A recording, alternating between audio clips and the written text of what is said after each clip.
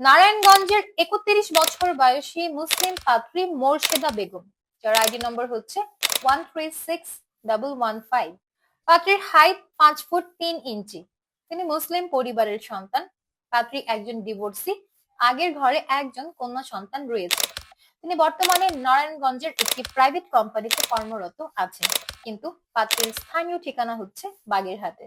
কমপক্ষে 28 থেকে সর্বোচ্চ 40 বছর বয়সী যে কোনো মুসলিম পাত্ররা বিয়ের প্রস্তাব করতে পারবেন। হাইট কমপক্ষে 5 ফুট 5 ইঞ্চি থেকে এর বেশি হতে হবে। যে কোনো ডিভোর্সি কিংবা বিপত্নিক পাত্ররা বিয়ের প্রস্তাব করতে পারছেন।